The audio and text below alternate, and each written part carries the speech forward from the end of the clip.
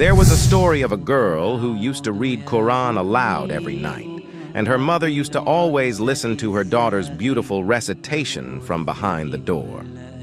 Tragically, the daughter had passed away. However, the mother never stopped putting her ear on the door every evening, as this was her routine, and every time she did, she kept hearing crying voices in her daughter's empty room. The woman assumed that this was her husband who was crying from another room because of the deceased daughter, but then realized it was not him. The woman told her friend about this crying sound, and her friend advised her that she should go to an imam. The imam then came to the house one evening and heard the sounds. He said, "Allahu Akbar," and he too was crying. The women asked the imam why he was crying, and he said that these are the angels crying because they miss your daughter's voice.